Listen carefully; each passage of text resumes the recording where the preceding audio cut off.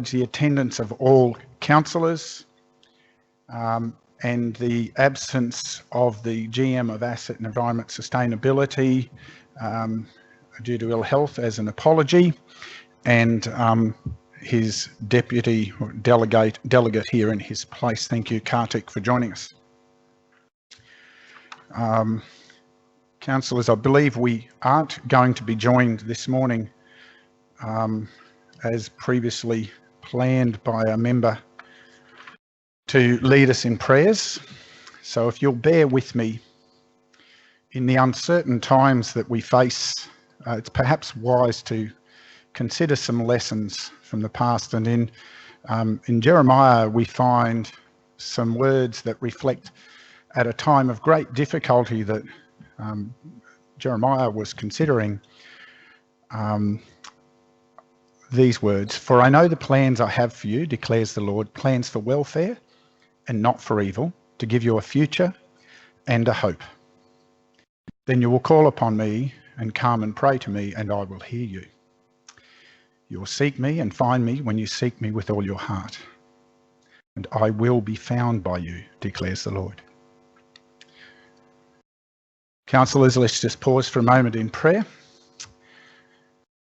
Father, we are very mindful that we live in challenging times. There are difficulties being faced across our nation, difficulties being faced across our region. We thank you for your eternal grace.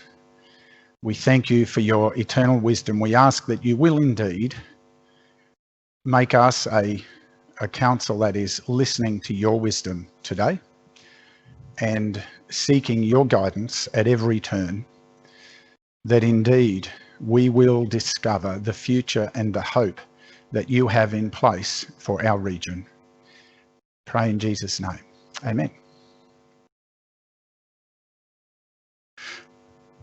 Councillors, I'm not aware of any declarations of interest, but I will ask if there are any.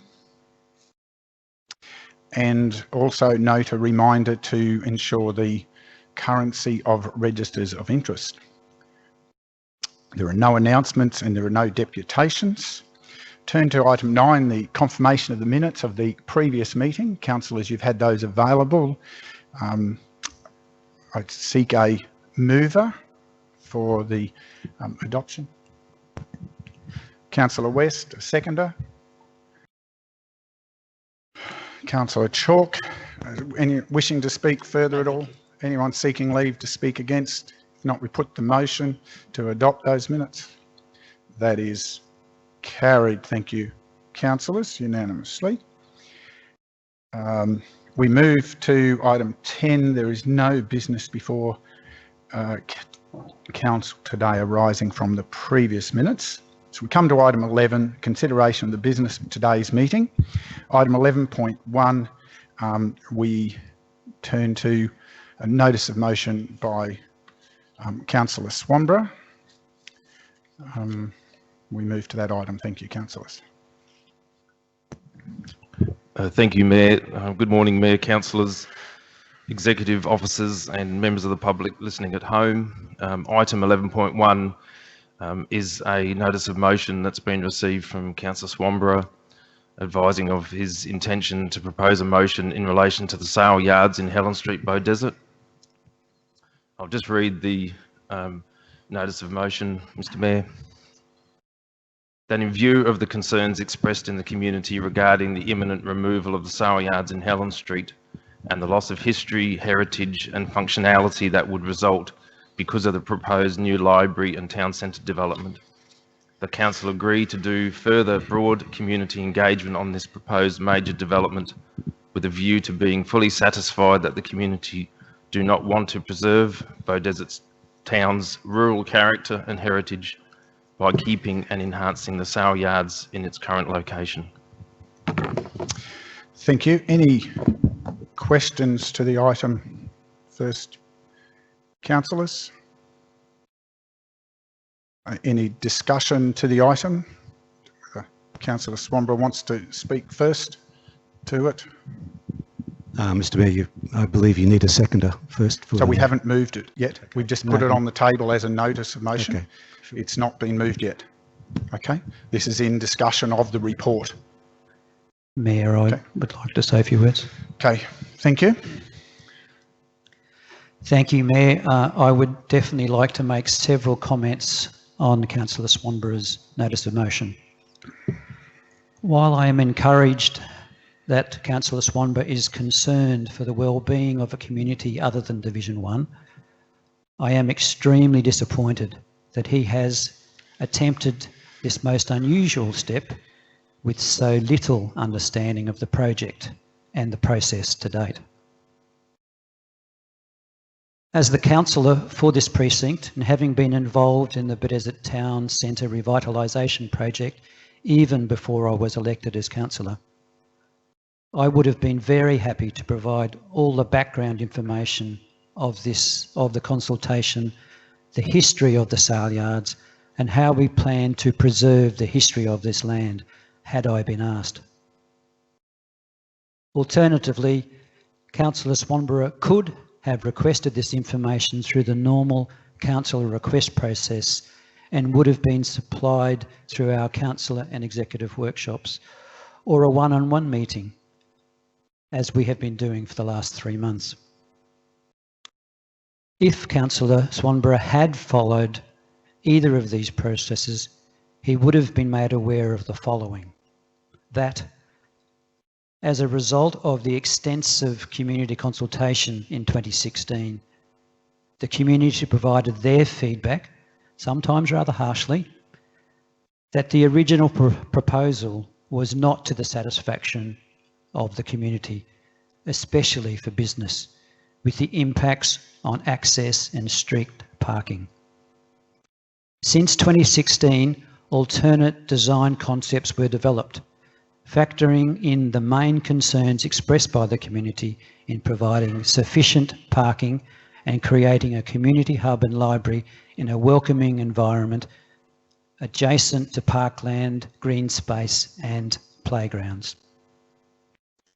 In the ensuing 3 years, these entirely new Bedesett Town Centre revitalisation concepts were developed, including addressing some long-term legacy issues of road design and town centre drainage.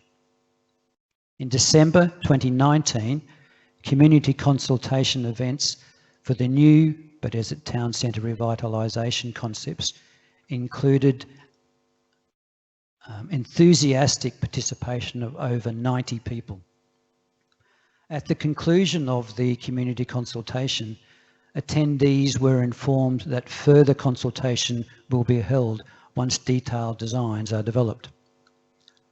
Plans are well progressed in developing concepts of public art and heritage items to preserve Bedesett's rural character and history from this area, including how best to recognise the important role that small livestock and cattle sale yards have played in the past,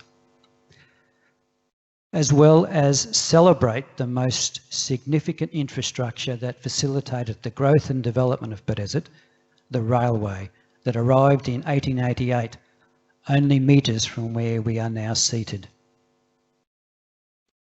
Due to COVID restrictions, group gatherings were not possible. However, focus groups have been planned for our community groups, our Indigenous elders, our farming community and our traders, to provide input into ways to recognise the historic infrastructure and activities of this area. If Councillor Swanborough had followed the normal process, he would have been informed that these sale yards are not over 100 years old. Just a point of order, Mr Chairman. Sorry, Councillor, just a moment, Councillor Roy. Point of order, please. Yes. Look, whilst I appreciate the councillor's passionate speaking against the motion, the standing orders of council make it quite clear that before someone can speak in this way about the motion, then the motion has to be put and Sorry, a seconder Councillor. must be put in place. Now, Sorry, Councillor, we haven't put the motion yet. And as you have often reminded me, you're concerned about the stifling of discussion. And this is the opportunity for discussion. Once we have the motion, there is a tight constraint on discussion and on speaking for and against the motion.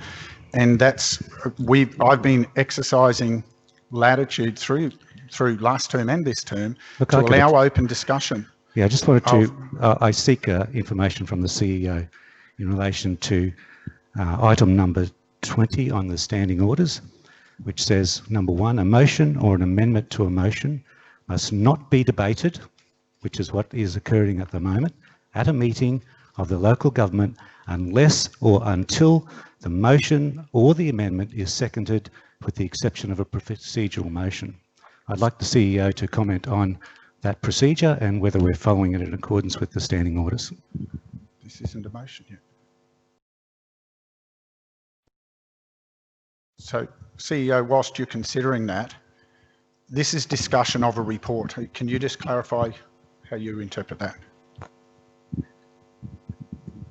The standing orders do indicate, as Councillor Swanborough has indicated, generally you as chair have allowed discussion in the way that you're doing. Perhaps in this situation the motion should be presented and a seconder, and then Councillor Enright could make comment as he has been doing. So that's quite a restriction, Councillor, because once the motion has been put, it limits the scope of conversation to the motion once it's put. That's the process of standing orders under this meeting structure. Councillor, can I just finish? You've been at pains to complain or to comment that the method of having the meeting and having discussion and clarification of reports, you somehow believe that that's stifled transparency. My goal is allowing discussion of the report before we put the motion. If the CEO is saying there's no scope, we've exercised that latitude to discuss the reports as a practice of ensuring openness of the discussion in the chamber. And it's interesting that this is the first occasion that you feel that that's now not appropriate to allow open discussion of the item. Mr. Mayor, I do think it's not appropriate. And so that is the format of the meeting. These are the standing orders that have been adopted under the Local Government Act.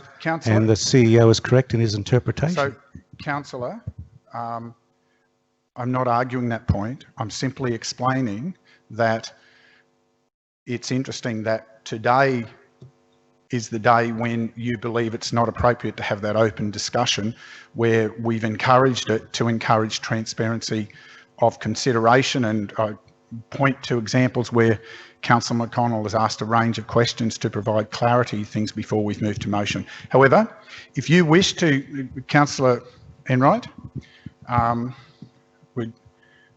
we will move to put the motion, but just one moment before we do.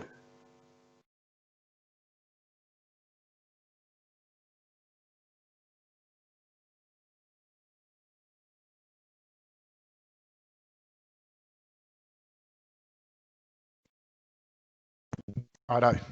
Councillors. Councillor Swanborough, do you want to move your motion? Yes, thank you, Mr. Mayor. I move the motion that in view of the concerns of the expressed in the community regarding the imminent removal of the sale yards in Helen Street and the loss of history, heritage and functionality that would result because of the proposed new library and town centre development, that Council agree to do further broad community engagement on this proposed major development, with a view to being fully satisfied that the community do not want to preserve but as its town's rural character and heritage by keeping and enhancing the sale yards in its current location.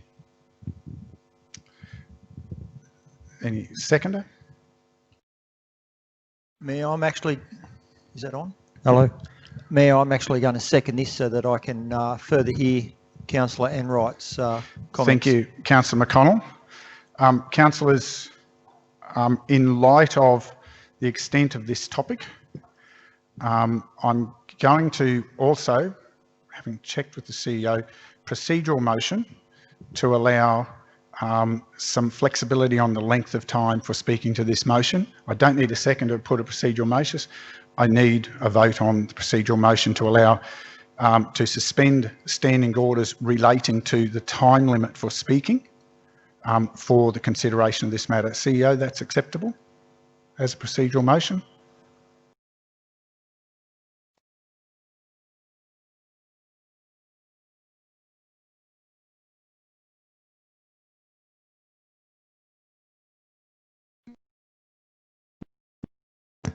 I can't see that listed, Mayor, specifically under procedural motions, but I believe that that would be an appropriate means of allowing open discussion on this matter.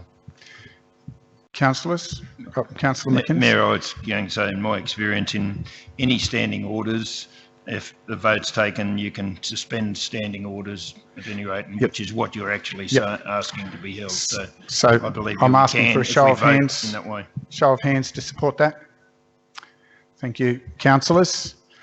Okay, so Councillor Swanborough, you wish to speak for the motion? I understand we've suspended. I'm giving you the opportunity to speak first to your motion. All right, thank you, Mr. Mayor. Mr. Mayor, I've prepared a written statement on this particular issue. It will be available after the meeting to anybody who wants to have it. I believe Council has lost focus and strayed from its desired path. Having worked in this town for 20 years, I understand the recent history and culture of the town. It is tragic that Beaudesert is becoming just another ordinary town like many others, and it is losing its history and heritage. I witnessed the demise of Beaudesert Rail and the loss of opportunity to transform and repurpose the old butter factory, and now, to my alarm, the pig and calf sale yards is in danger to make way for a development that will not enhance the town in a way that could protect and develop the unique rural history and character of the town.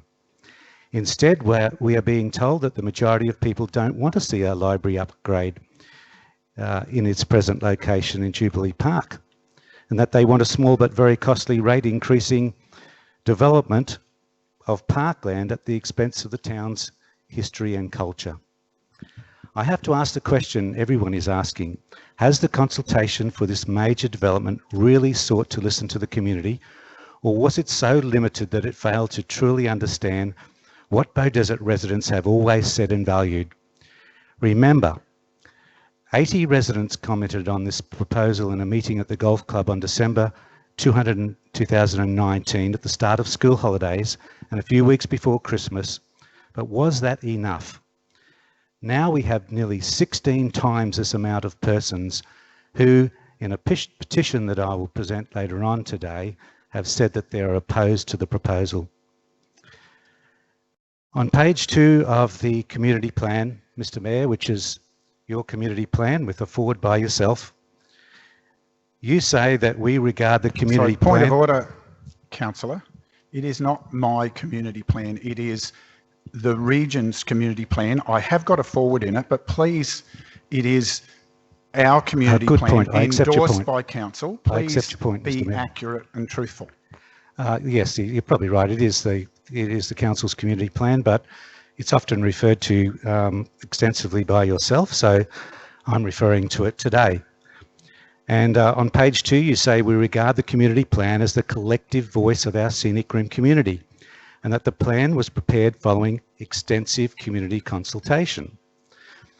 The plan does point out that Beaudesert began settlement in 1842, but was pronounced a town to service agricultural settlements in 1870.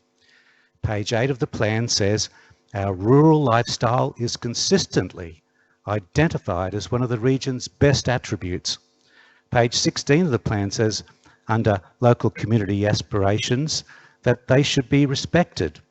And page 17 of the plan says under the heading Relaxed Living and Rural Lifestyle, what are the outcomes? The region's rural character and heritage is maintained. It says the development is respectful of our rural lifestyles, town character and natural environment. It says we want to do effective planning that encourages the community, provides for our future needs and protects the environment and rural lifestyle. On page 8 of the community plan under the heading Vibrant Towns and Villages, it says Beaudesert is built into a modern centre that respects its country heritage. I believe that council has lost focus and strayed from its desired path.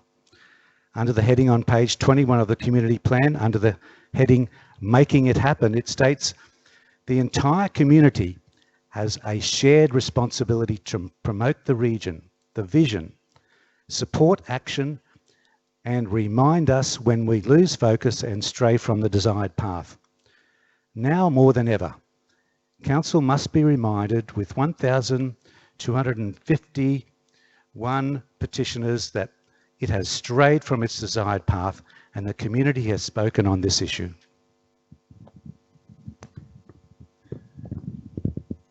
Anyone wishing to speak in response? Councillor Enright. Thank you, Mayor, and I note Councillor Swanborough's 20 years of experience in Beaudesert. I'd like to suggest that my almost 60 years living in Beaudesert, my family's 135 years involvement in the region and particularly Beaudesert may have given me perhaps a little bit better understanding of the needs of our community. I would like to continue.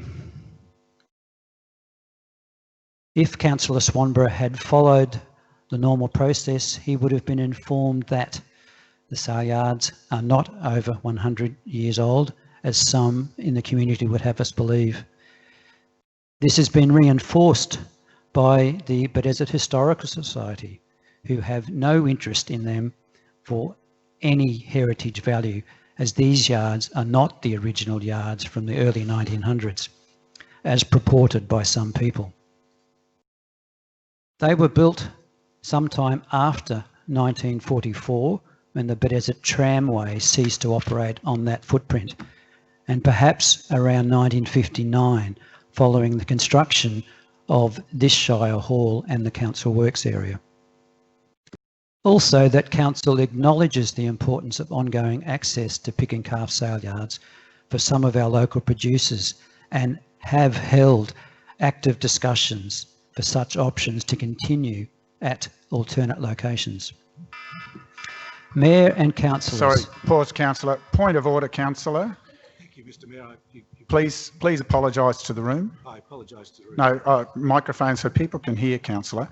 We don't have our phones switched on. Please just formally apologise so we can continue. Yes, I apologise for that, Mayor. It's very bad of me and it shouldn't have happened, and I can assure everybody here that it's a terrible thing and that I will never allow it to happen again. And I apologise to Councillor Enright for interrupting his discussion, and I apologise to everybody in the room, and I appreciate you drawing it to my attention. Thank you, councillor. Thank you, Mayor. Mayor and councillors, I can assure you that consultation has been ongoing for some time and is continuing.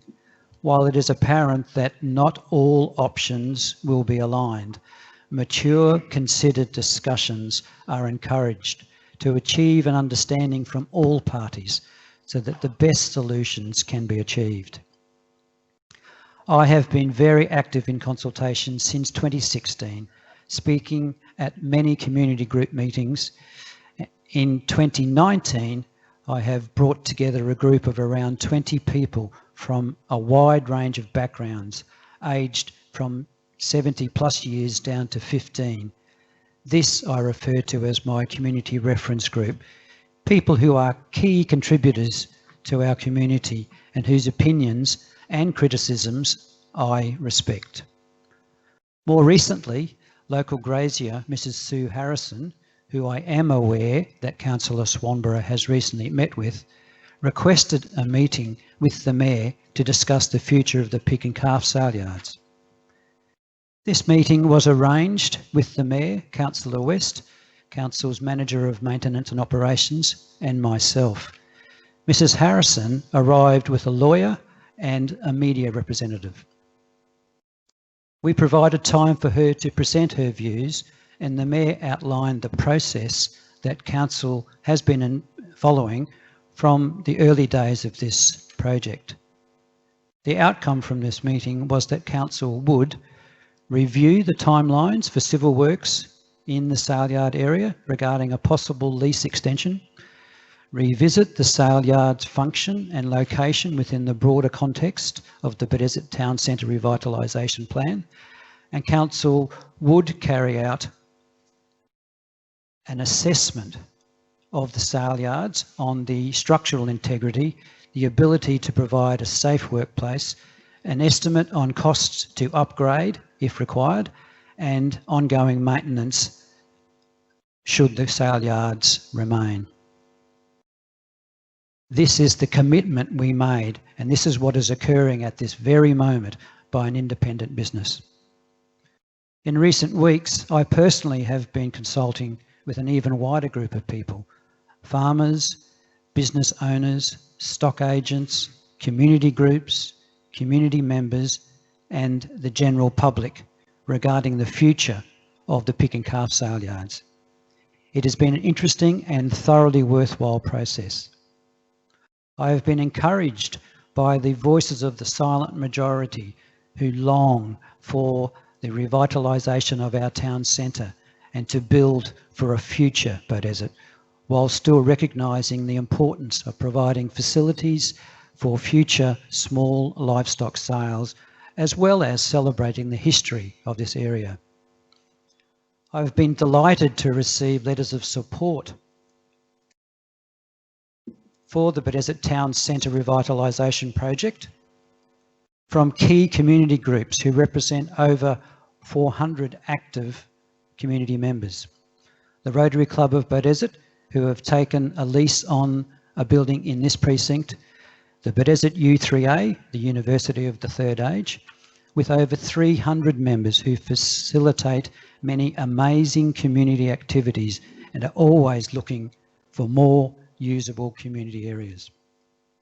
The Bedesett Chamber of Commerce, who represent the business people of our town, people who have invested in our town's future. The Bedesett branch of the CWA, these amazing ladies who will play a key role in the community building of this precinct. It has been clearly evident to me through this process that the majority of our residents are excited at the opportunity to revitalise our town centre, to help build a Bedesett for the future, to celebrating our significant past in a contemporary way and exploring new opportunities to allow the small livestock sales to continue. I trust that this information will be of assistance to Councillor Swanborough and hope that he may understand that consultation is not just listening to one group, rather it is an evolving conversation with a wide cross-section of the whole community. Our role in Council is to celebrate the character of our community, to support our businesses to be relevant and active in a vibrant place, and to show leadership for the long-term success of our community. At a time where there has been great uncertainty and negative impact on our local economy, I strongly believe that it is our absolute responsibility to embrace the big opportunities that come so rarely for our community. I am hopeful that by providing this information, Councillor Swanborough will understand that there are many concerns in our community regarding change. The biggest concern I am hearing is if nothing changes for our town centre. To quote Tamara Jarrett, the President of the Rotary Club of Bedesett, but as it needs to keep up with the adjoining communities, or else we risk being outdated and left behind as the surrounding communities will continue to grow and modernise with the times. And also Andy Fechner, President of the U3A. This promises a gateway to our town's surrounding areas, and we feel would add much needed income for the town and district. And finally, David Kosolki, the President of the Beaudesert Chamber of Commerce. The Beaudesert Town Centre Revitalisation Project will provide employment, desperately needed employment in this time of COVID pandemic. I would be pleased to assist to keep the revitalisation project moving.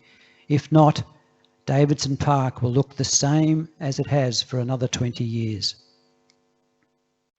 Mayor and councillors, Beaudesert's history, rural character and heritage will be preserved through this process. Consultation has been happening and will continue to happen. And every effort is being explored for the best overall outcome for our entire community. I call on my fellow councillors to do the right thing and vote against this ridiculous, disrespectful motion and dismiss it for what it is, a thinly veiled attempt to undermine the due and proper process of this council. Thank you. Anyone else wishing to speak for the motion? Sorry, you'll get a right to close, councillor. There are no standing orders, Mr. Mayor. Sorry, yeah, councillor. Just anyone else wishing to speak for the motion? I thought you might like to see if this. Sorry, Mayor. I thought this was just discussion. Is it? I'm just. No. This is a motion. This is speaking for or against the motion. Thank you. Just we keep that level of structure and process. So anyone else wishing to speak for the motion? I think it's only Councillor Swanborough, you wish to speak for the motion again? Yes, Mr. Mayor, just a few of the things that Councillor Enright said. I welcome that he's put on the record the level of consultation that supposedly has occurred and the views of various people in the town. Point of order, Mayor. It's not supposed to have occurred. It did occur. Thank you for that clarification. So are you saying that the consultation that Councillor Enright said occurred did not occur? It only presumably occurred. Is that what you're saying? I didn't say... Sorry, councillor. So the point of order is you made a reference, councillor, suggesting that supposed consultation, you made a reference that inferred, I think the councillor is saying you inferred that you questioned the integrity of Councillor Enright's statement. That's a big leap of faith, Mr. Mayor. That's my point of order here. Sorry. Point of order. Mayor, as a chair of the meeting, you have an obligation to us and to the meeting to not go and make up inferences about whether someone's acting appropriately or not. And that's just what you did. Sorry, councillor. And that's totally inappropriate and you should apologise. Sorry, councillor.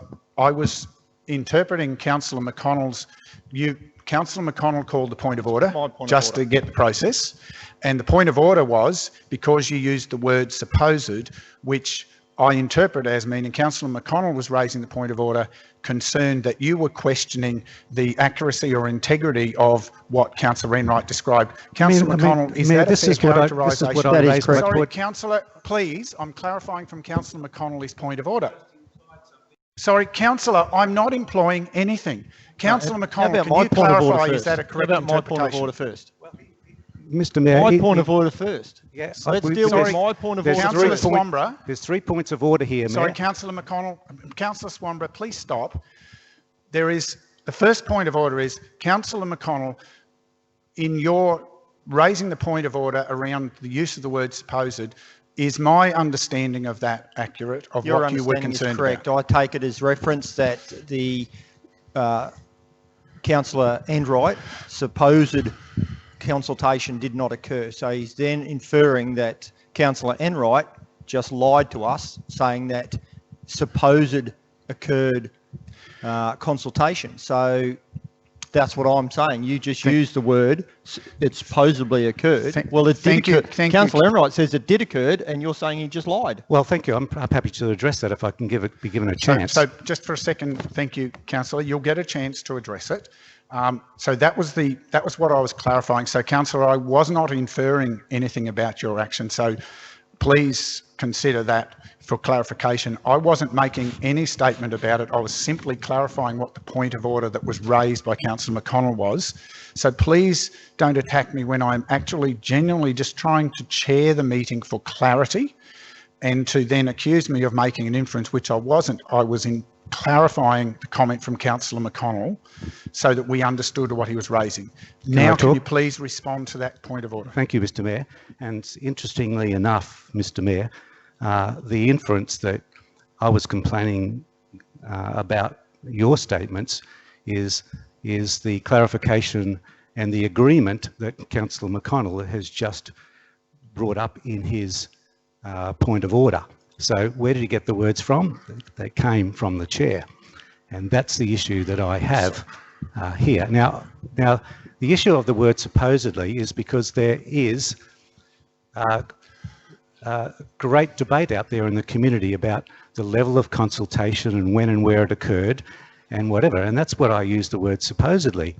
That isn't a reference to any impropriety or anybody lying or anything. And to jump to those conclusions is more of a reflection on the person making those assumptions than anything, because, you know, that was not my implication. That was an implication that has been made up and implied, and it is not correct. Thank you for the clarification, Councillor. Councillor McConnell raised it for clarification. Thank you for the clarification of what the word supposed was referring to, which, as I understand from your comment, was about the scope of the consultation. Does that satisfy your question, Councillor McConnell? No, it doesn't, Mayor. Righto. I think the way he implied and the way he said supposedly incurred that it didn't occur. And I wasn't happy with the inference that he put on Councillor Enright when he said it. Thank you, Councillor. I note and will simply observe, I have to accept Councillor Swanborough's comment in good faith. Thank you, and Mayor. allow Councillor Swanborough, you want to speak further? Yes, I do. Thank you, Mr. Mayor.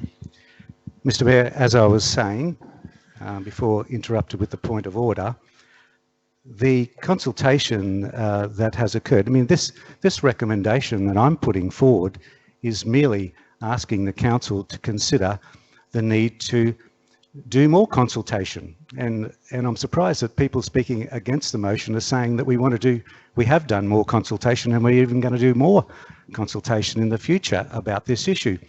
Well, why would anybody be, going against my motion that calls for re-engagement with the community on this particular issue? I'm baffled by the logic.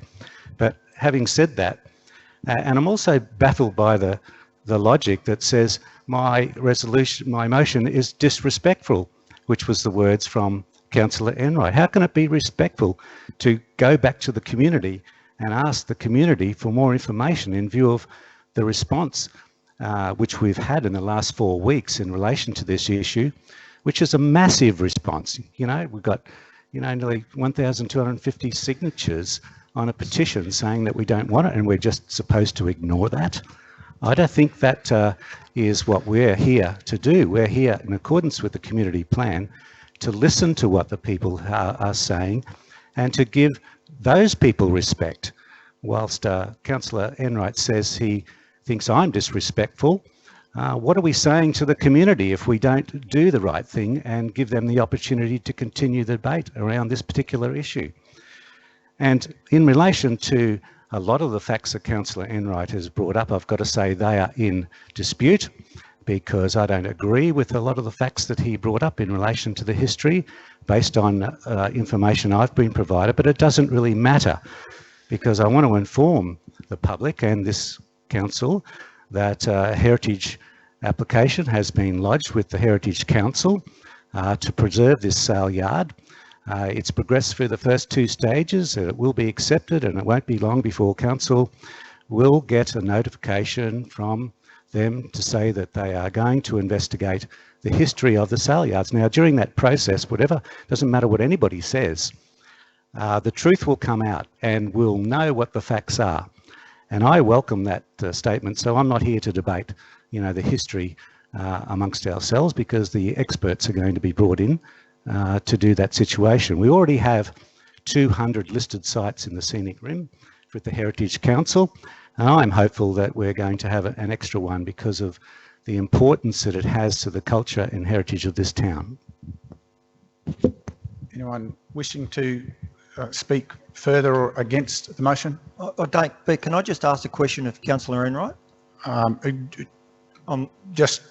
Anyone speak first?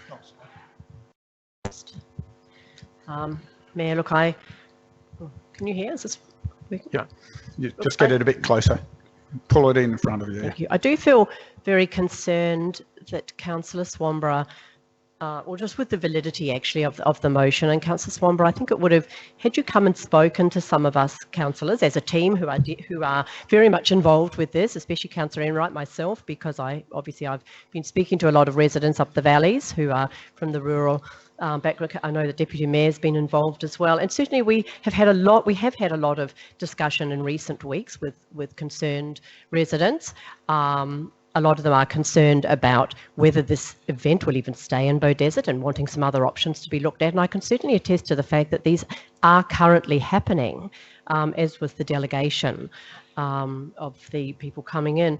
I also am just concerned about the last sentence, or the last couple of lines actually, which suggest that as a council we don't want to preserve our history in Beaudesert, which is certainly far from the facts, and we certainly do. It's how we preserve the history. And I know for a fact over in Jubilee Park, when the new footpaths were done, there are historic items there, and the South Sea Island monument out at Versdale, which is a reflection of our history, and even just in Canungra actually in the last few months, where the bullock wagon has been relocated so that it's a much more prominent position in the park. So look, certainly I support Councillor Enright and where he is coming from with the further consultation, and I guess there was no question that was never going to happen. Thank you. Councillor, because we have suspended, I will exercise the discretion to ask the question just because we're in that suspended mode. Okay. I'm just wondering how many of the structural supports at the sale yards are actually going to need replacement over the next few years, and whether that is heritage. I mean, are they meant to be left if it's heritage listed, or are we allowed to upgrade it? So how many of those supports actually need replacing? Thank you for the question. I'm not qualified to answer the exact detail, because we're actually having an engineering business doing that assessment, as the commitment is that we did make in our meeting with Mrs. Harrison. However, I have spent considerable time checking the condition of the sale yards, and on a external inspection of the structural poles, they're in the vicinity of 26 of the 34 poles are either cracked, rotted, or riddled with white ants. So it's really in a very poor state. Thank you. Anyone wishing to speak for the motion? Mr. Mayor, just on Councillor Enright's point, the information that I've been given by various people is that the sale yards are in good order. A new roof, they are functioning quite okay and fine, and there isn't a whole lot of maintenance work that's required for the sale yards. It's in reasonably good condition. So perhaps just an observation. That's why we have heard. Just a point of clarification in this discussion. In the meeting we heard those comments. We have had different report.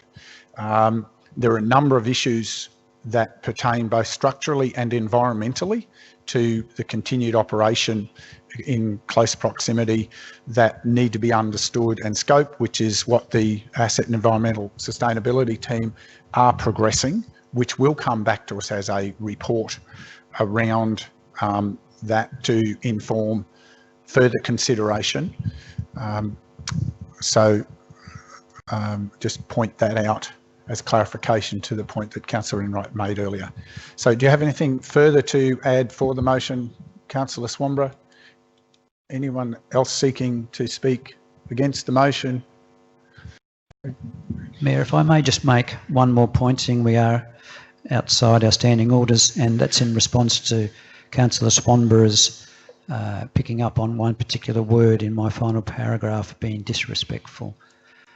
In no way was this referring to the respect of engaging with our community.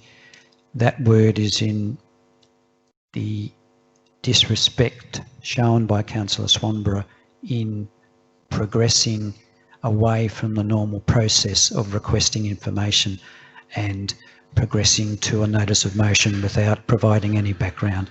That to me is disrespectful to the due and proper process of this council.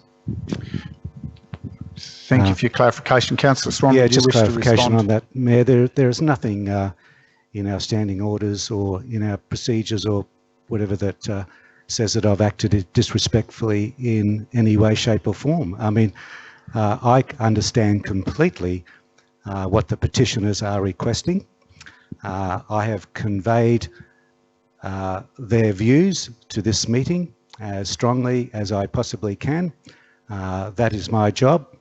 I think you can be very pleased, Mr. Mayor, that I'm representing the interests of the whole of the Shire, and not only the whole of the Shire, but the whole of Queensland, because these sale yards, if listed on the state register, will be a state asset for all of the people of Queensland, that they can enjoy coming to Bow Desert and witnessing the history and culture of the town. Now, the petitioners are asking council to incorporate, leave the sale yards as they are, and enhance them and make them into an attraction that will fit the wishes of the community plan, that our heritage and our culture be preserved. And in coming to the town to see a working sale yards is something quite unique, and it's being disregarded completely by us around this table.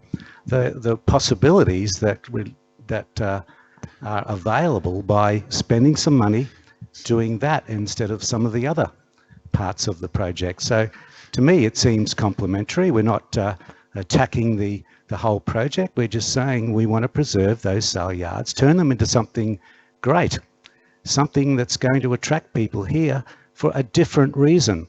Anybody can come to, go to South Bank in Brisbane and ride on the Ferris wheel and walk around amphitheatres and treat boulevards, but they can't come to a country town and understand its 100-year history and see a working sale yards in operation. What an amazing opportunity this is for the town, but we don't feel that that's being considered, and that's what the petitioners are asked me to represent them on this particular issue, and that's all I have been proposing to do, and certainly not in a disrespectful manner. So, councillors, is there any further comment? I would observe that a lot of those options were canvassed early on in the discussions, councillor. However, councillors, we have a motion before us, as tabled and read previously by Councillor Swanborough. Put the motion. Those in favour? Those against?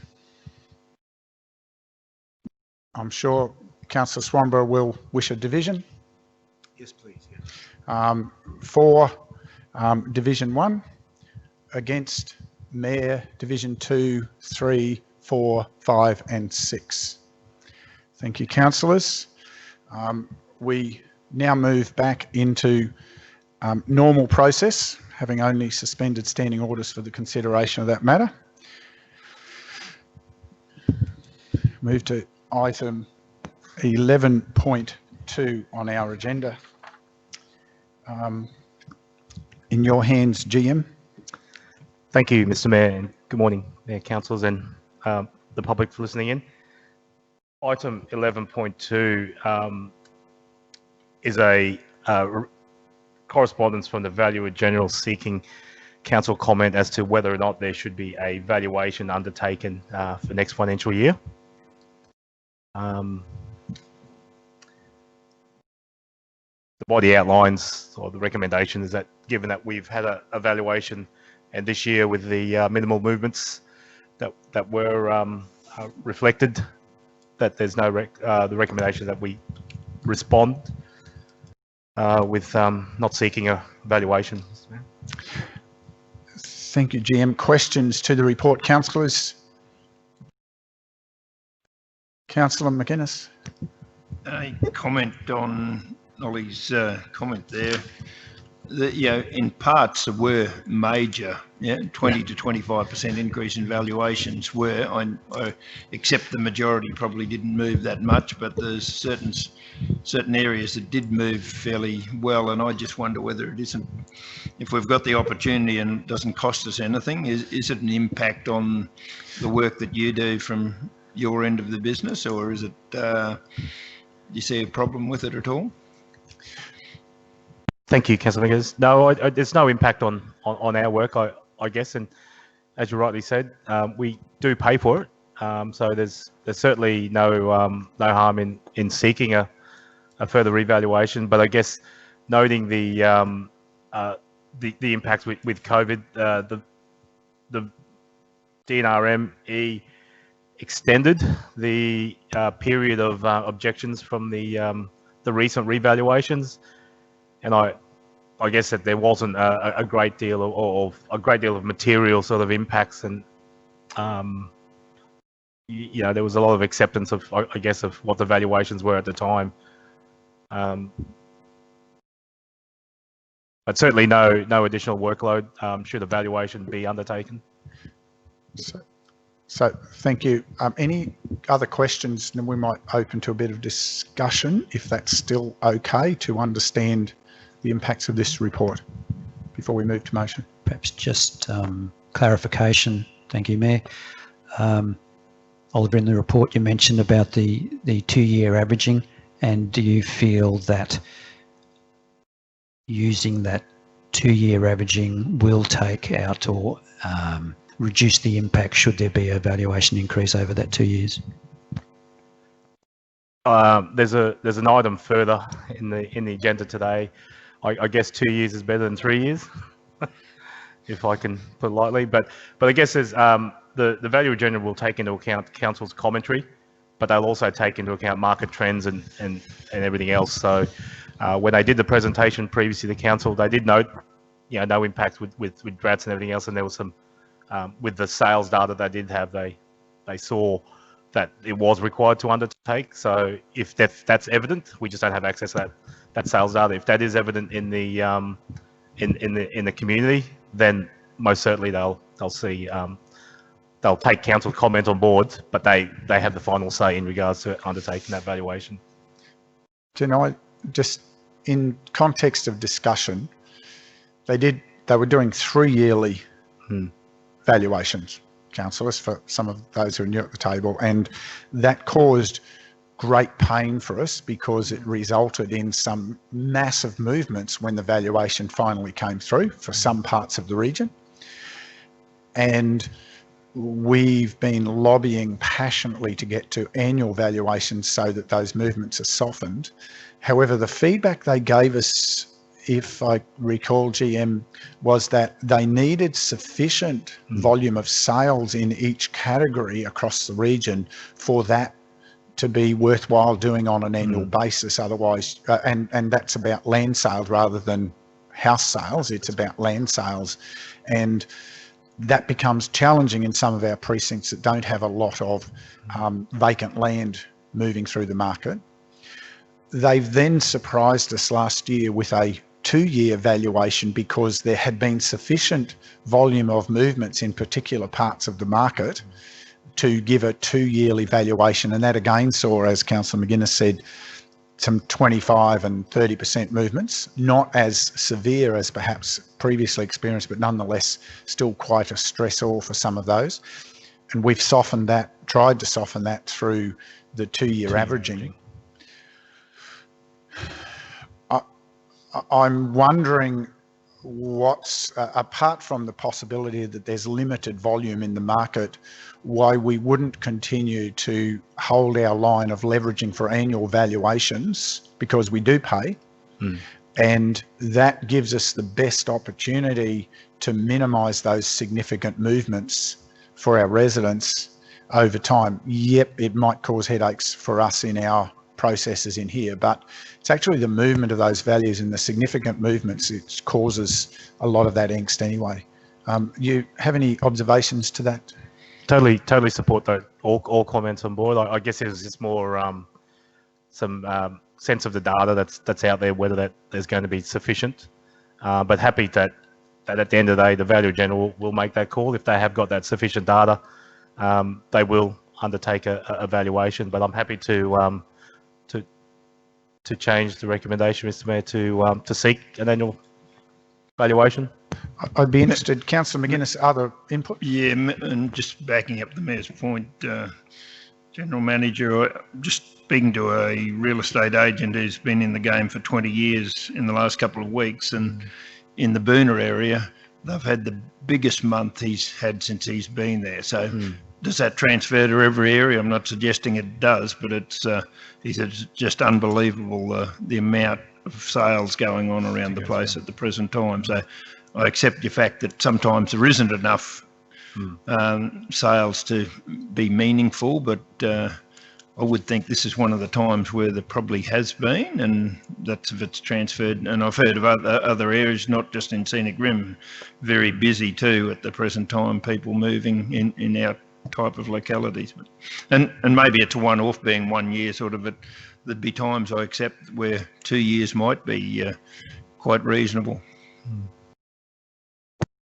Any other comments or observations, councillors? Mayor, two Councillor things, Enright? if I may. Oliver, just clarification that the cost to council won't change if it was an annual revaluation. Okay, it won't. That's correct, Councillor Enright. We pay a set fee per annum, and that includes whether or not the revaluation is affected or not.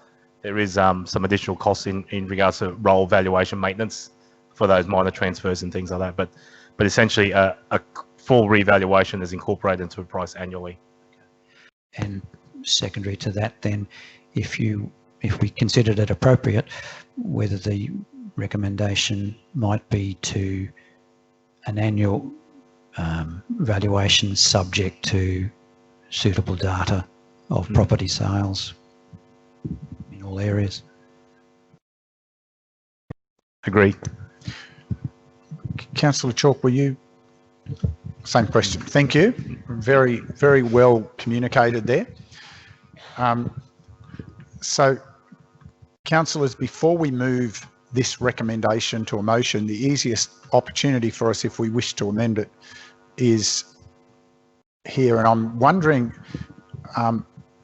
GM, if you'd be comfortable to amend your recommendation to the effect that follows this principle a bit more and says we require a revaluation for the valuation date 2021 should there be sufficient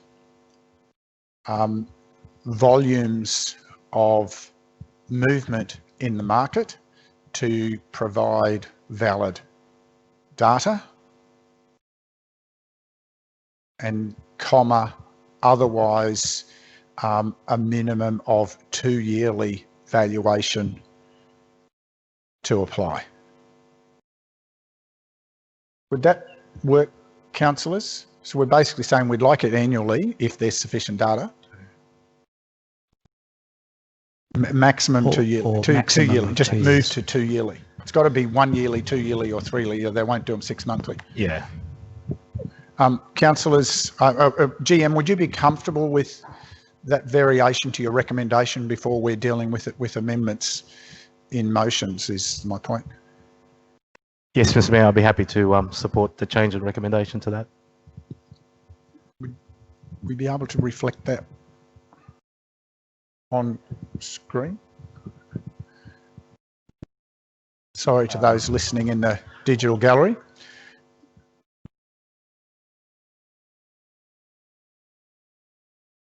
I can read. So if we can just change the wording on screen that council requires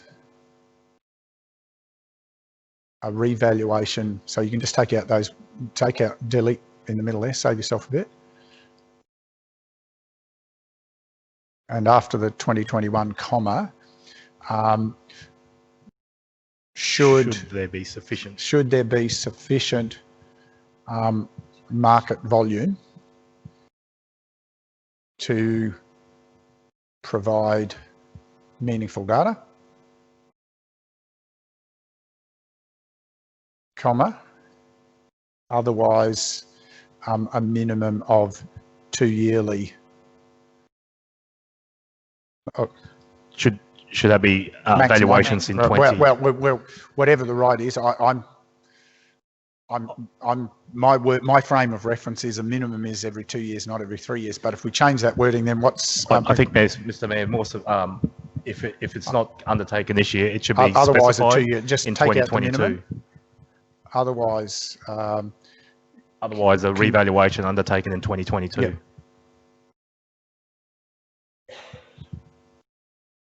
To be undertaken for the 30 June 2022 date. Well, let's stop there. Yep. GM, are you comfortable with that? This is your recommendation after all. Yeah, remove the. Yes, Mr. Mayor, I'm happy for that to be amended. Councillor, this is a different recommendation. Are there further questions to that, further discussion? Not, we seek someone to move the recommendation. Councillor McConnell, seconded Councillor McGuinness. Wishing to speak further, Councillor McConnell. Anyone seeking leave to speak against? Not, we put the motion. Those in favour? That is carried unanimously. Thank you, councillors. We move to item 11.3. Also with you, GM. Thank you, Mr. Mayor. 11.3. This report addresses the notion of motion provided by Councillor Swanborough tabled at the June 22 ordinary meeting. I take it that the report has been read. It is contained in the agenda for the public to read. I will just provide I guess some comments and open. It certainly just reiterates the previous training that's been provided by the department, the OIA, LJQ, OIC, Office of Independent Assessor, Office of Information Commissioner, around stipulating that any correspondence between elected members and the general public is public information.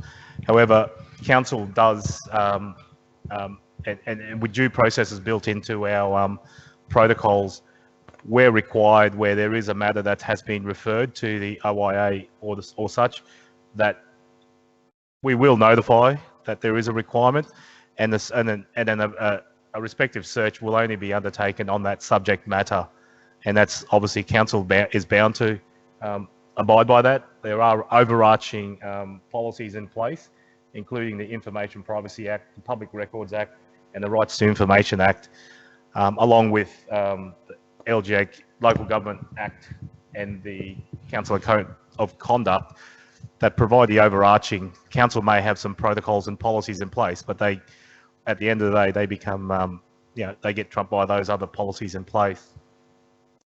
So, thank you, GM. Questions to the report, councillors?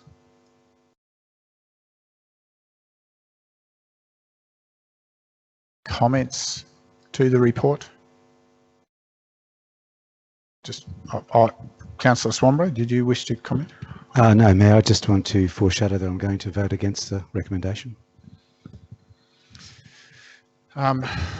So, councillors, I would just like to make an observation and encourage those in the digital gallery to read that wide range of legislative frameworks that inform the way we have to deal with information, and the ever-tightening requirement for us as councillors to ensure that our communication about council business makes its way properly into council records, that those records are properly managed under the requirements as public records, that they also appropriately protect the privacy of constituents, and that they nonetheless, constituents should be aware that once something is an official record of this council, it is available to a number of processes, including right to information or the action or requirement to deal with other matters that are a requirement of council, or particularly for the CEO, to ensure compliance with those requests from other parties as prescribed by law. So it's a very,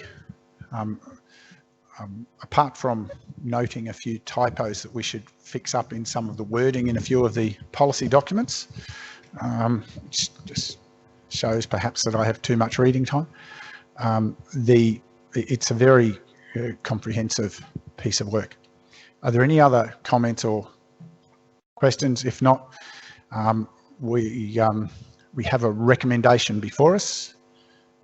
If we're comfortable with that recommendation, I seek a mover. Councillor Enright, seconder, Councillor McGuinness. Wishing to speak, Councillor Enright. Thank you, Mayor. I think this is an appropriate time and policy to deal with everything that in our role as council, it's important to ensure that we are aware of the requirements, and it gives confidence to the public that there are policies in place to ensure that the appropriate level of confidentiality is maintained.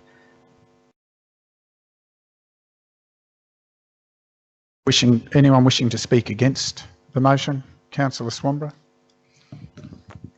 Thank you, Mr. Mayor. I'm probably pretty disappointed to learn that despite the clarity of my notice of motion, the report does not really address my concerns and those of ratepayers, but in fact may even lead to more uncertainty.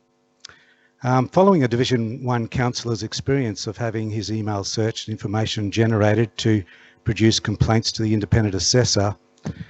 Sorry, point of order, Councillor. That's incorrect on 2 counts. Just for clarity, the investigation that was undertaken before the Office of the Independent Assessor was in place, and it was undertaken as a result of a bona fide complaint.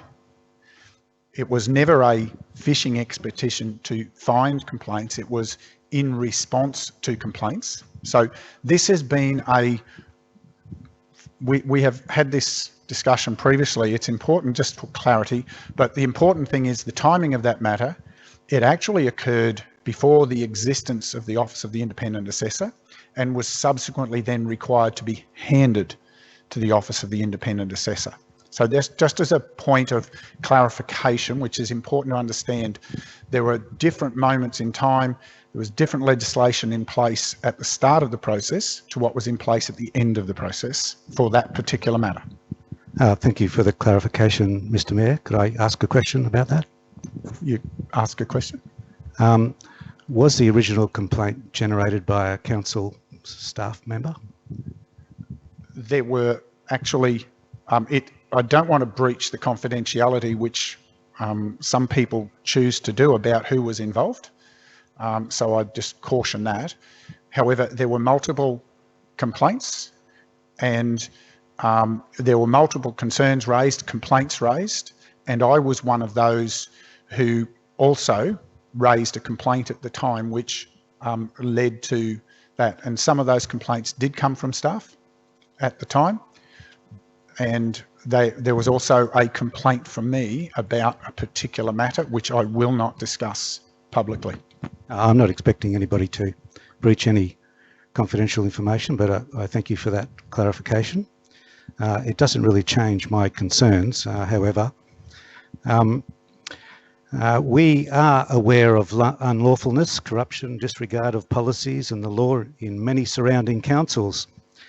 And it is the role of councillors to not only put in place appropriate policies around this issue, and I accept that what the General Manager has said about the policies that have been put in place here, but we still have an oversight role to ensure that policies, as comprehensive as they might be, are actually adhered to.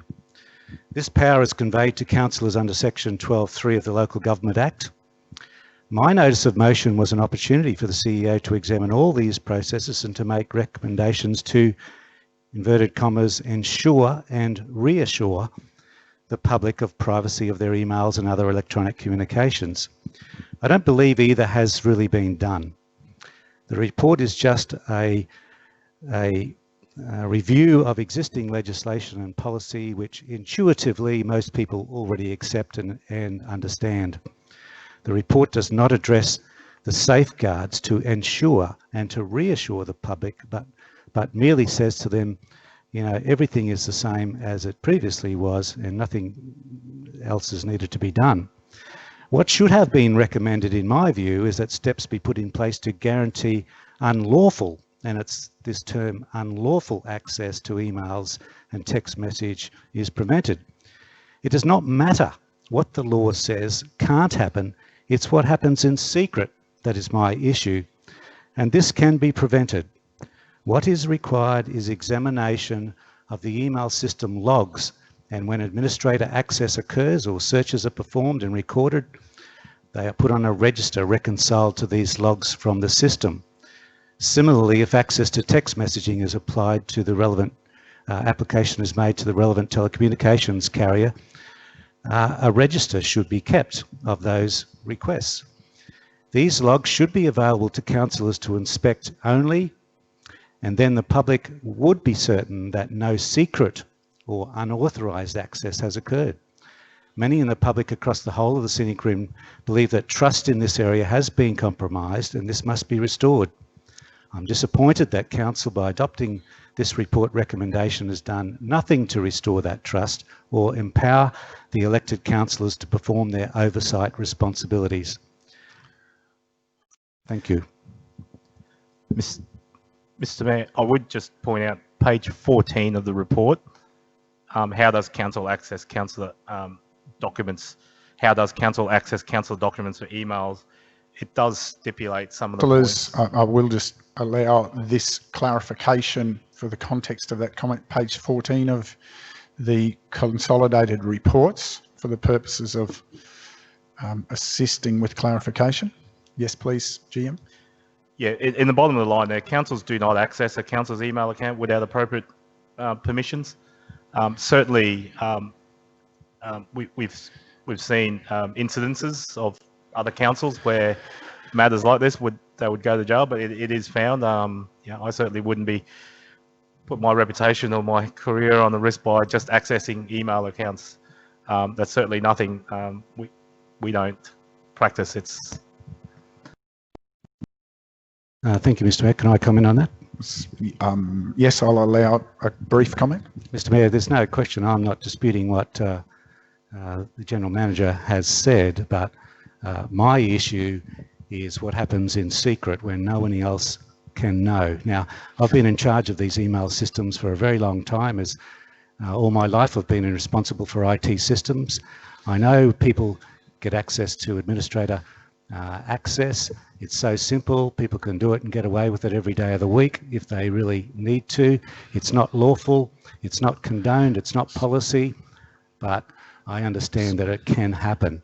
And this is a recommendation to tighten up internal controls and let councillors be the oversight of that, so that we can see and we can reconcile any accesses, administrator rights accesses to these systems is recorded on a log, and then we can give the public the certainty that there's no unlawful access or secret access.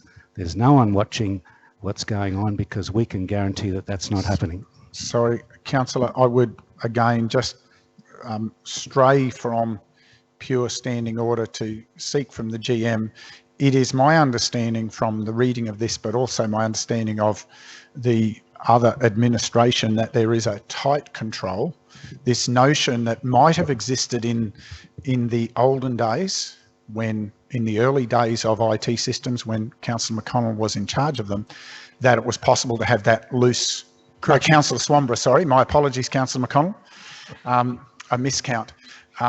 My apologies, but those systems have become much more robust, and the constraints of council, there is a very tight control on system administrator access. Is that possible to clarify? That's correct, Mr. Mayor. System administrator access is obviously the superpower, and that's restricted. I don't have access, the CEO doesn't have access, and that's managed in a diligent way by the manager of IT through a formal request if it's required, and the process stipulated in the report provides that carriageway to undertake that. If there are instances, then certainly there's been no direction to put those forward. However, we'll also, based on Councillor Swanborough, the audits, we can review those, and at any time, there certainly won't. So that access is available to councillors at any time anyway, to review any of those audit processes. Are there any other speakers for the motion now that we've clarified those points? Wishing to close conversation of the motion at all, Councillor Enright? I don't. Then we put the motion as per the recommendation. If we just read the recommendation, please, GM. Thank you, Mr. Mayor. The recommendation is that Council note the content of this report in response to Councillor Swanborough's privacy of communications motion tabled at the ordinary meeting held on the 22nd of June 2020, item 11.1. Those in favour? Those against? Do you wish a division called, Councillor? Those in favour, Mayor, Division 2, 3, 4, 5 and 6. Against, Division 1. We move to item 11.4. Councillors, page 57 in your report. Thank you, Mr. Mayor. This report intends to close out the recently held council election. Just to give council some overview of the costs. We've received correspondence from Electoral Commission Queensland that Scenic Rim's cost of the elections actually amounted to $276,879. They have indicated they will absorb the cost above the previous estimate of $249,155 that was provided to council earlier in the piece. However, compared to the previous elections of 2016, which cost council $124,000, coupled with a subsidy of $16,695 from the state, it certainly, given the commentary held back, whether the indication originally to council of the additional cost was to make sure things ran smoothly, the training of appropriate staff, and everything else associated. I can see by some of the wry smiles around the room that perhaps one or two of those objectives fell short for ECQ. But questions to the report, councillors? Councillor McConnell? If I can just ask the GM, was there a reason for the doubling in increase in 4 years? It's contained in the report to make sure that polling staff and returning officers were appropriately trained, and this was pre-COVID as well. So, but weren't they already trained for 2016 appropriately? Is that what they're saying?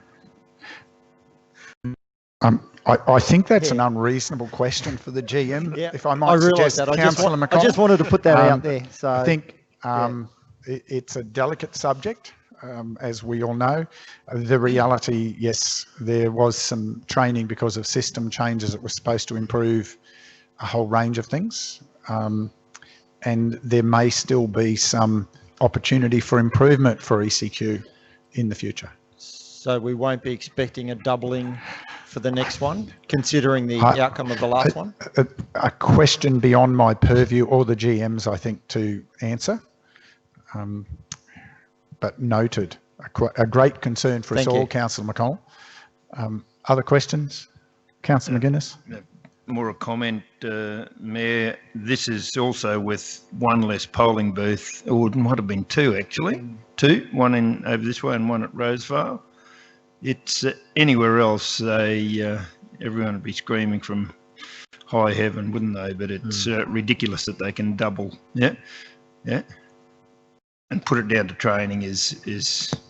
I know they did some extra training. I know there was a bit of extra cost on the day on the days, to be fair to them, with COVID, but still wasn't to have that sort of increase is just over the top, yeah. And the last thing we want to do is run the election too, I'm suggesting. That's a very good point, Councillor McGuinness. However, I think should be also noted, Mr. Mayor, that additional costs of 4,425 were incurred by council by not raising utilisation of council facilities by ECQ as well. Any other questions? Comments? Thank Councillor you, Mayor. Enright? Thank you, Mayor. There is a price for democracy. However, I think the community would be right in questioning whether we received value for money in this process. Let's hope that they were able to achieve a better value for money at the next election. Councillor Could McGuinness? I have another question too? Just thought of it. It's councils do have the opportunity to have a postal vote if possible, and I just wonder what, well before the election, what the cost of a postal vote would be. Question for down the track a bit. We'll certainly take that on notice, Councillor McGuinness, and we'll provide an update at some stage. Any other questions or comments? Perhaps, councillors, in light of those comments or questions and comments, GM, again, could I ask you to consider a second part to your recommendation for council to write to the ECQ and express our concern about the escalation of cost from 16 to 20, and that we're concerned about what that future trajectory is likely to be given the constraint on resources, etc., and to request consideration of alternative delivery methods for fair democracy that may mitigate that cost for the future, which gets to Councillor McGuinness's point about discussion of postal, etc. Sorry.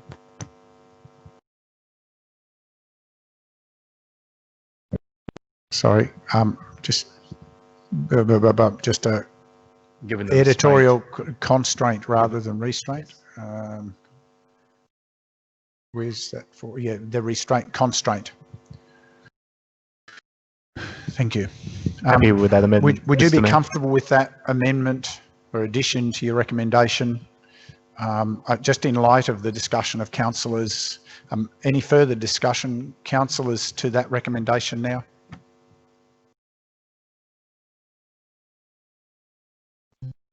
We'll deal with that, I think, in the wording of the letter itself, but I think we've got the gist of it there. Any further questions? Not a seeker mover, councillors. Councillor Chalk, seconded. Councillor West, wishing to speak further? No. Anyone seeking leave to speak against? Not. We'll put the motion as per the two parts that are on the screen there. Those in favour? Actually, no, I will belabour the point and get the GM to read them both for the benefit of the digital gallery. Thank you, Mr. Mayor. The recommendation for item 11.4 is that 1. Council note the reconciliation of costs associated with the 2020 quadrennial local government elections, and 2. Council write to the ECQ and express our concern about the escalation of costs, and that Council is concerned about the future trajectory given the constraint of resources, and to request consideration of alternate delivery methods for fair democracy that may mitigate costs for the future. Thank you. So this is now the motion, not the recommendation. So now, those in favour? That is carried unanimously. Thank you, councillors. We move to item 11.5 on page 66 of your report. Thank you, Mr. Mayor. 11.5 finalises the items around the upcoming Local Government Association of Queensland's annual conference, and what's been provided in the report are 4 motions for consideration by council to be tabled at the upcoming Local Government Association of Queensland annual conference. I take the motions have been read. Sorry, the report is being read. And so, councillors, questions to the report?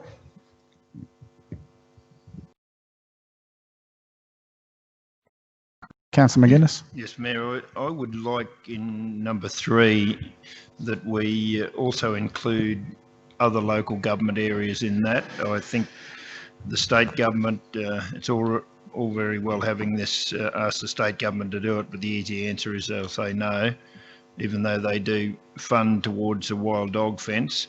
But a number of other councils in Queensland are prepared to put money towards it, and I would like to see them included in there, as well as funding from maybe state government and other councils, apart from the 10 participating. I think it's 10. 8 councillors. It is too. So certainly places like Somerset and so on that are close handy, I believe they should be. We should be looking towards them. It's a benefit to them also. I'm pretty sure what the state government will say. Certainly, the report indicates, the story around that motion, it indicates that there is a benefit to the whole of Queensland of keeping the rabbits out. So there is to support that claim, a benefit to all the other councils outside those 8. C2. So the request is a modification to the recommendation, which reflects to item 3 of the recommendation, to include in that it's actually to lobby for a change in the funding for the rabbit-proof fence to include contributions from state government and other local government jurisdictions. Yep. Take the words matching contribution out of there, because yep. And I'm just trying to the words you use, tweak that out as the right words, because we're and then in the business case that sits under it, the reality is we're carrying the burden on behalf of Queensland. And our shoulders are starting to sag. Mayor, a question, if I may. You may. To Councillor McGuinness. Duncan, is it your intention to broaden the number of councils that are contributing to this levy, and should it be for all councils in Queensland or a particular area of Queensland greater than what we currently have? We, Mayor, You may respond, Councillor McGuinness. yes, we did put a motion in a few years ago that it actually was for all councils, and that was quite easily passed, 70-odd% if I remember correctly. That councils were prepared to do there. It's not just about the fence, it's about eradicating rabbits as much as possible, no matter how far away. If you were, to Councillor Enright's point, if you stop at the northern Burnett, let's say, or some area like that, I think everyone should be involved, and so they're well aware of what can be done to eradicate them. Thank you, councillors. Any further questions? For the benefit, we'll read the full thing in shortly, but there are 4 proposed motions to go to the annual conference. One relates to financial assistance grants and getting a review of the calculation. Just a quick one, Mayor. Could you elaborate on number 1 for the audience out there? So, and the importance whether of I may not be the world's best placed. I've only researched this intensely for 5 years now. But financial assistance grants is a funding flow from the federal government that comes back to the states. I think from memory, it's currently sitting, the funding pool is 0.55% of Commonwealth taxation. Yeah. And that then gets allocated through a formula to the states, and then the states each apply a different formula to distribute that to the councils. And that formula has, there's obviously been a campaign to increase that funding pool again back up to about 1%, almost double it. But that formula for a number of years has been a concern, and we have had motions a number of times now. We were asked to withdraw last year to ask for a review of how the financial assistance grants are actually calculated and allocated, because the comparison shows that a council like ours, because we have some parts of our region with significant land values compared to the rest, actually misses out quite considerably compared to equivalent size and mix neighbours. And whilst some would sneeze at it and say it's only a few $1 million, that's significant for us in terms of our revenue base to miss out on that. And when you look at the long-term projections, Councillor, there are really grave concerns about the sustainability of a large band of councils if there isn't a review of how these grants are allocated. And that will take some bravery from the government of the day, because the moment you start changing those formulas, you'll get some pressure. But I guess it's up to us to decide, but it's an important question to keep asking for the sustainability of a region like ours. Just Councillor Chalk. Just further to that, what sort of case is put to that organisation to an explanation around why we need it so much? Like, we obviously understand it because we do the budget for ourselves, and we understand we've got a large footprint with a relatively small population and how important it is to us. But is that conveyed correctly or vigorously enough to the state? There's 2 parts to, if I may continue to answer. From my observations and conversations, the Local Government Association of Queensland will understand our argument. It is difficult to get support in the policy committee for our argument because of the way its representation's made up. And the Queensland Local Government Grants Commission have had multiple passionate discussions of the topic. and I've tabled that conversation multiple times, including a forward projection on one occasion to what it looks like based on the current scenario 20 years out. I think that there's been some general recognition of the challenge. However, it needs more impetus for the conversation to move forward. The challenge in the LGAQ context is there's limited space for us to put forward the case in the paperwork they provide for us. And however, at the risk of giving them bleeding eardrums, they have certainly had very strong understanding shared. Mr. Mayor, just to put things into context, the federal government provides $2.5 billion in the 2021 financial assistance grants to all local governments within Australia. The 77 councils in Queensland receive about 500 million of that allocation. Scenic receives a total of 3.3 or 0.67% of the whole state allocation.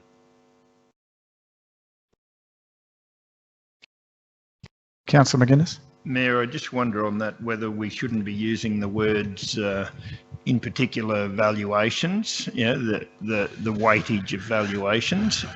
It's not mentioned there, but that really is the key to our issue. And may or may not help us get it over the line, but I think it probably win us more votes than lose us votes by having the word valuation there. It certainly does, Mr. Mayor, but I would draw your attention that they have amended the methodology from 10-year averaging to 5-year averaging now.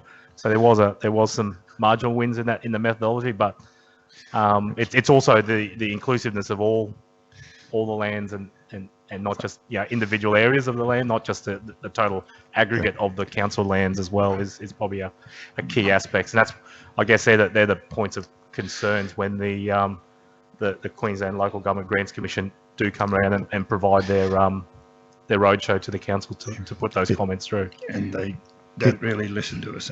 Yeah, it's unfortunate because one could argue that a 5-year averaging actually is more disadvantageous to us than a 10-year averaging, because and that's what it's done to us in the last 2 years, because we've had those massive valuation movements in parts of the region.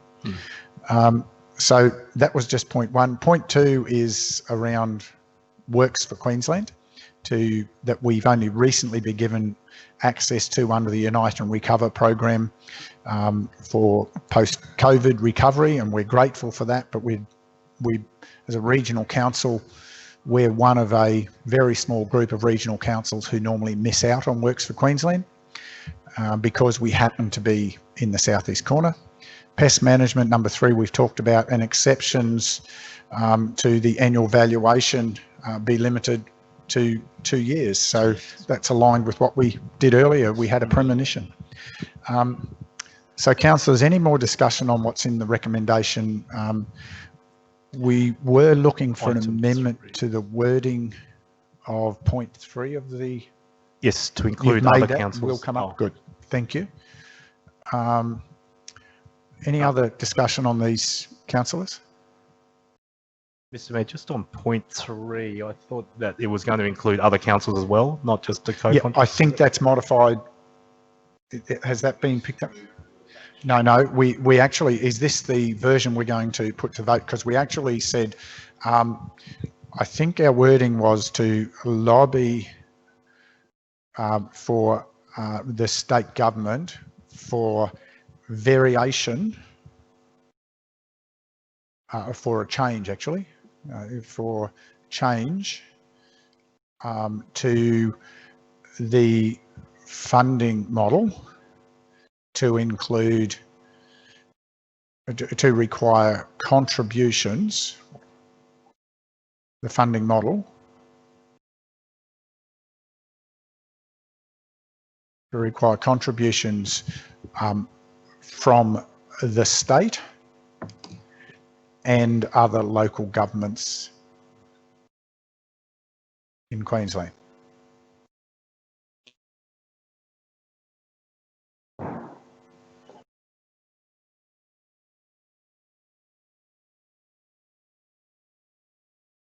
Yep, delete that.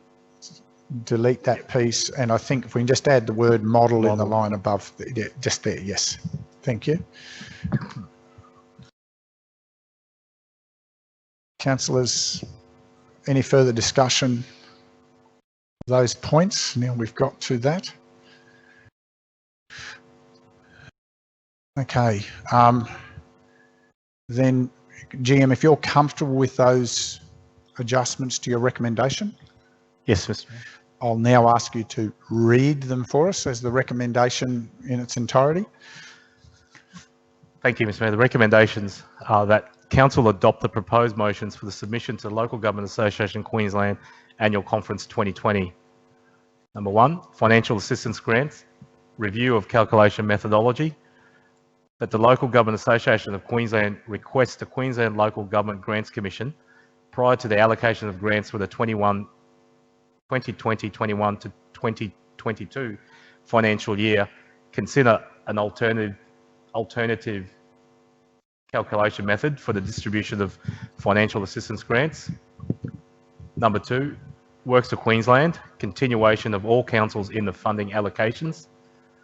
That the Local Government Association of Queensland extend appreciation to the state government for the provision of the 2020-2021 COVID Works for Queensland program, and lobby to continue the inclusion of the previously ineligible council towards future rounds of the program. Number 3, pest management, state government co-contribution towards rabbit-proof fence. That the Local Government Association of Queensland lobby the state government for change to the funding model to require contributions from the state and other local governments in Queensland towards the funding of the Darling Downs Moreton Rabbit Board in recognition of the broader state benefits that can be attributed to the rabbit fence. Number 4, exceptions to undertake annual valuations be limited to 2 years. That the Local Government Association of Queensland make representation to have Chapter 2, Part 4 of the Land Valuation Act 2010 amended to provide at least biannual valuations where exception to annual valuations have been decided. Has been decided. Councillors, recommendation before you. I seek a mover. Councillor Chalk, seconded Councillor McConnell. You wish to speak further? Councillor McGuinness.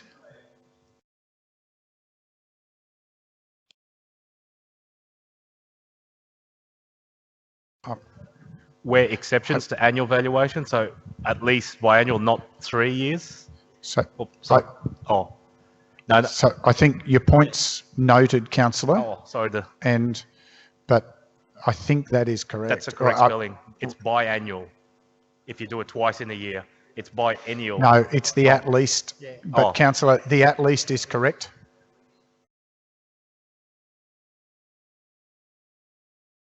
No. At least 2 years where exception to annual valuation. So, Councillor, we're actually, we've accepted the wording now, unless you want to recommend an amendment. Anyone wishing to seek a leave to speak against the motion, because Councillor Chalk didn't want to speak to it? Not, we put the motion. Those in favour? That is carried unanimously. Thank you, councillors. Councillors, we do have one item of miscellaneous business, or actually we have 4 items of miscellaneous business. Councillor Swanborough, you wish to table some petitions. Yes, Mr. Mayor. I wish to table 4 petitions relating to the same matter. And the first petition is, I am required, Mr. Mayor, under standing orders to say what the nature of the petition is. Please proceed, Councillor. The nature of the petitions are summarised as follows. Council has proposed to discontinue the pig and calf sales and demolish the working sale yards. The pig and calf sales Point yards... of order, Mayor. Sorry. No, am I allowed to? No. Sorry. What's your point of order, Councillor? We haven't discontinued the pig and calf sales. That's correct, The pig and Councillor. calf sales aren't ours. No, that's correct, councillor. But I was letting it run, Okay. this run its course. I don't think it Thank forms you. part of the petition. It's just part of Councillor Swanborough's introduction, but you're correct. We have not suggested we're closing down pig and calf sales. That's not our issue.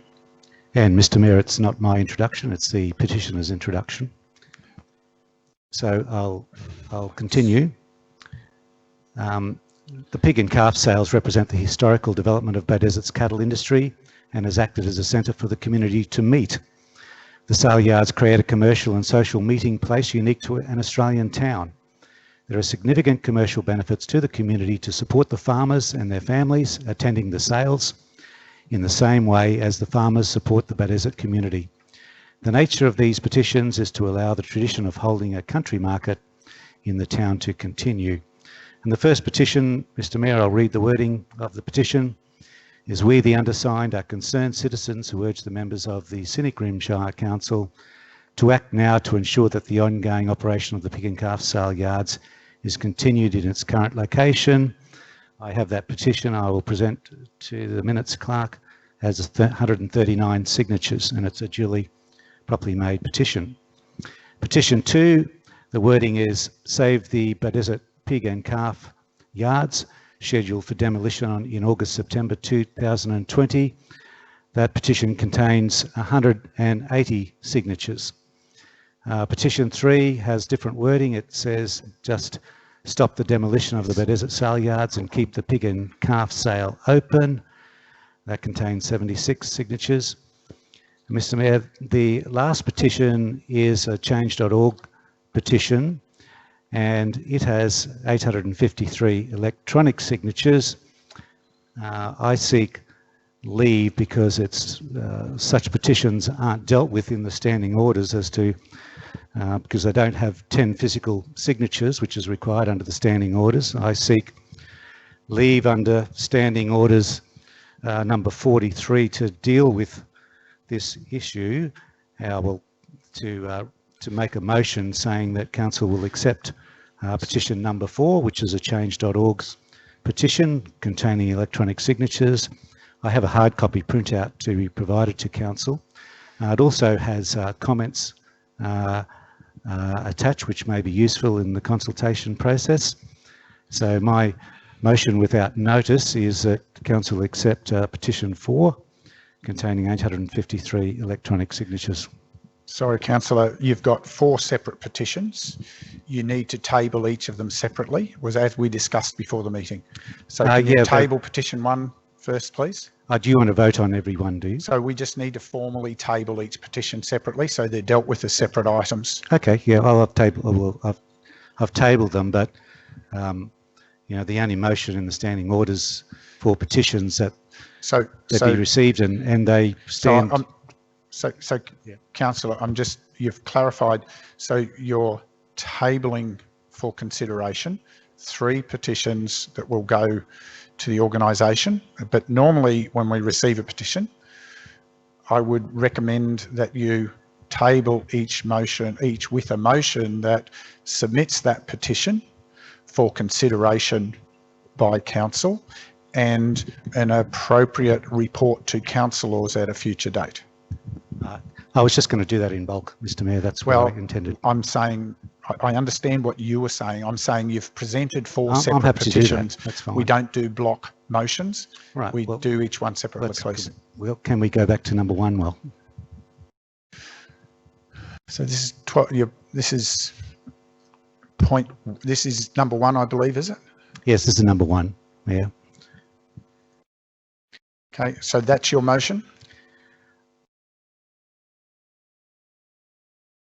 Yeah, that's in accordance. Yes, that's correct. Moving that will do fine. Have a seconder. Councillor McGuinness. Sorry. Well, Councillor Swan was already read out the wording. So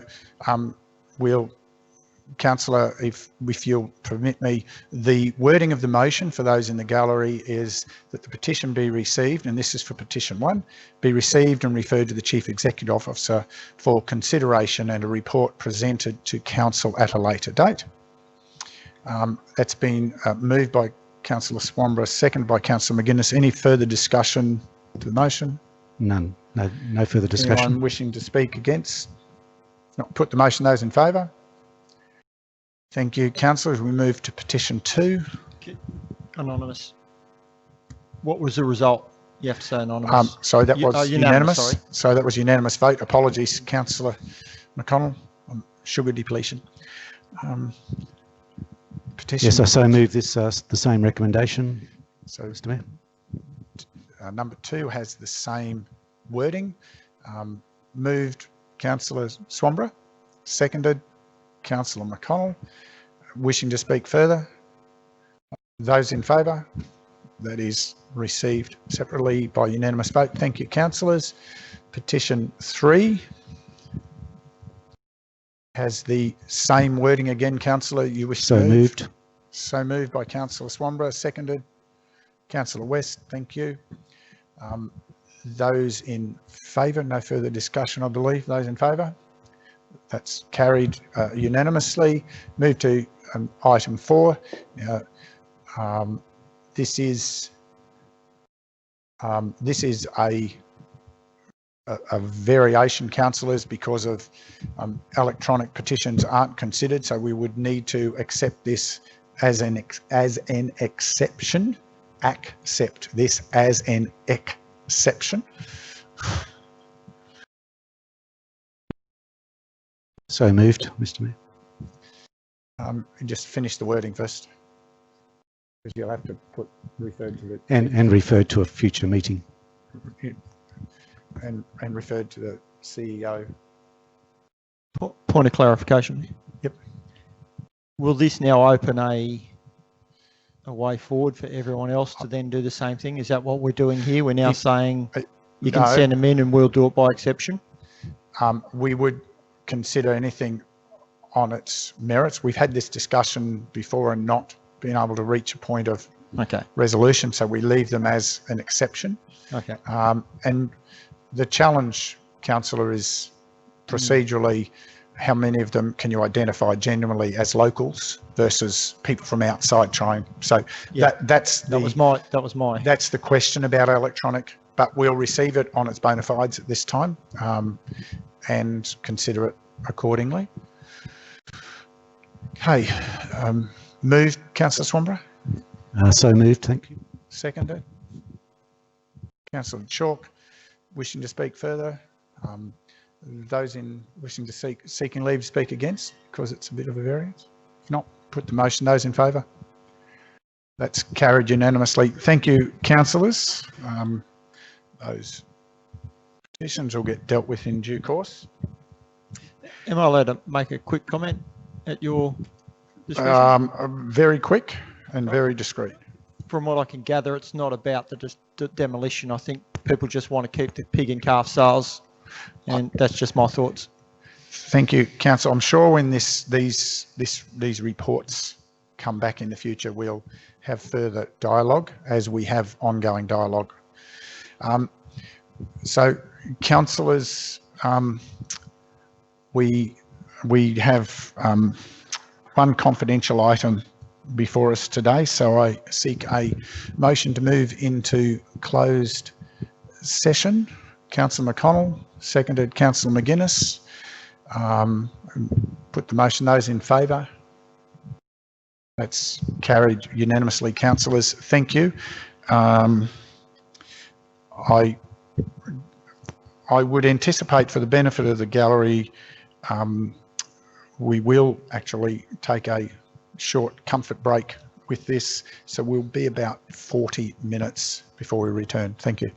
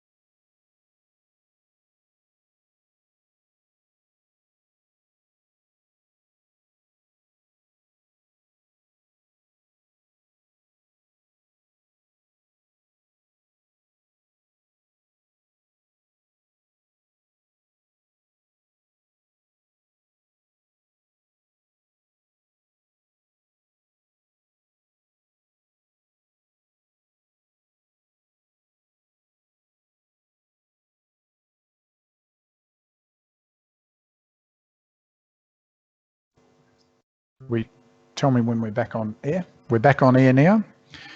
Yes. Councillors, we are now back in open session, and I turn your attention to item 13.1. GM, could you please read the recommendation related to this item? Thank you, Mr. Mayor. The recommendation is that 1, Council received the report of the Audit and Risk Committee meeting held on 10th of June 2020, and 2, Council note the recommendations of the Audit and Risk Committee meeting contained in the report. Seek a mover. Councillor Swanborough, seconded Councillor West, I saw there with the second hand. Wishing to speak? Anyone seeking leave to speak against? If not, we put the motion. Those in favour? Carried unanimously. Thank you, councillors. That brings us to the end of the meeting. However, Councillor Enright has asked if he can have a moment to share an additional piece of information which is relevant to the proceedings today. So with your leave, I'll give him the opportunity to share that. Thank you, Mayor. Mayor and councillors, I have been contacted by the President of the Desert Historical Society, Ms. Sue Weymouth.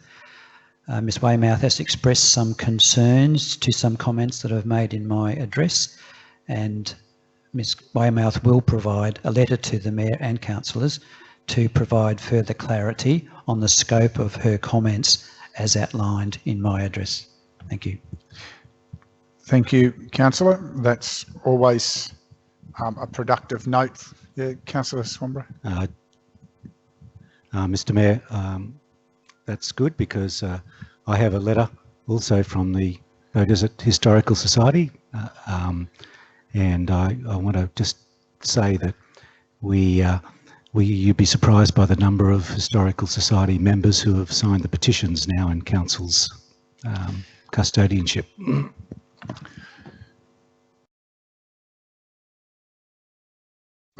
Noted. Councillors, thank you, Councillor Enright, for bringing that openness back, and we will close the meeting now. Thank you, and we'll move to other matters.